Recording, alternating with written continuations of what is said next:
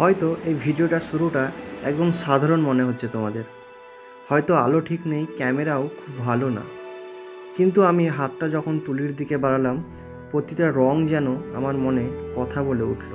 এই প্লেটটা, যেটা কিছুক্ষণ আগেও নিঃশব্দ ছিল, নিস্তেজ ছিল, নিষ্প্রাণ ছিল, তা যেন হঠাৎ জীবন্ত হয়ে উঠল। রঙের ভেতর আমি খুঁজে পেলাম ভক্তি, আর সেই ভক্তির মাঝেই ফুটে উঠল জগন্নাথ দেব। দেখো, না দেখলে বুঝতে পারবে না আমি কি অনুভব করছি।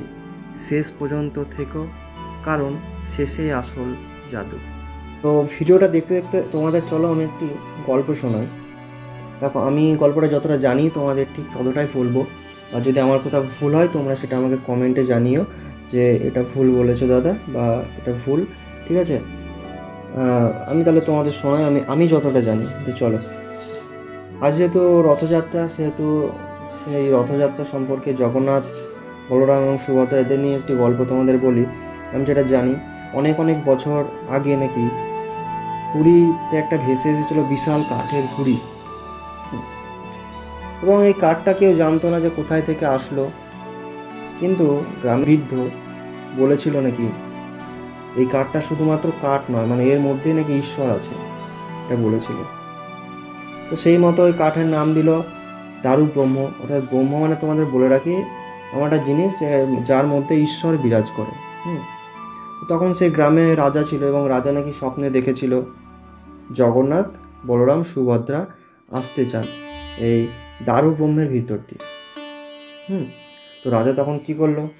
রাজা তৎক্ষণাৎ সে কাঠ মন্দিরে নিয়ে আসলো, এবং গোপনে, মানে জগন্নাথ, বলরাম এবং সুভদ্রাকে বানানোর জন্য, ওই কাঠ দিয়ে বানানোর জন্য কারিগর ঠিক করলো। এবং তারা বলেছিলেন, আমাদের কাজ চলাকালীন যদি কেউ দরজা খোলে, মানে ওরা যখন এই প্রতিমাগুলো বানাবে তখন যদি কেউ দরজা খোলে, তাহলে সেই কাজ তারা অসম্পূর্ণ রেখে দিয়ে তখনই চলে যাবে। তো অনেক দিন হয়ে যায়, দেখছে ঘর খুলে না। তখন রাজা অধৈর্য হয়ে, বিরক্ত হয়ে কি করলো, সেই দরজা খুলে দিল।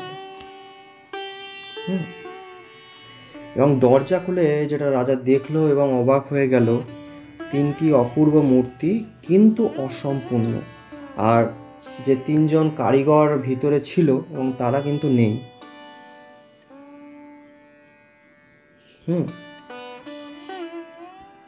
কিন্তু আজও সেই অপূর্ণ মূর্তি আমাদের পূর্ণ ভক্তি দিয়ে পূজা হয়।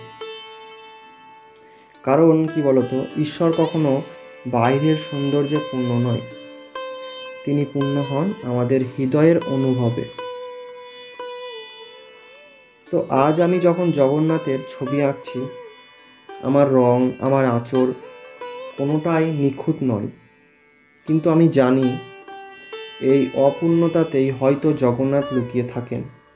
কারণ তিনি শুধু মন্দিরে থাকেন, তিনি থাকেন একজন ভক্তের হাতে আঁকা রঙেও।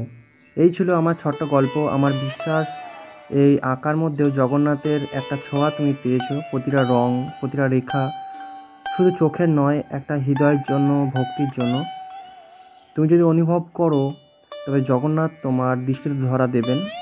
আর তোমাদের সকলকে ধন্যবাদ আমার সঙ্গে এই ভক্তিময় সফরে থাকার জন্য। আর সবাই মিলে কমেন্টে একবার বলে দিও জয় জগন্নাথ। হ্যাঁ, আমার গল্পটা এখানেই শেষ নয়, কিন্তু আমার তুলির যাত্রা এখনও চলছে। জগন্নাথের প্রতিটি রং এখনও ফুটে উঠবে একটু একটু করে।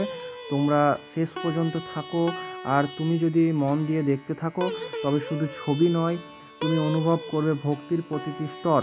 তাই থাকো আমার সঙ্গে, ভিডিওটা শেষ পর্যন্ত, রঙগুলো যেন কথা বলে।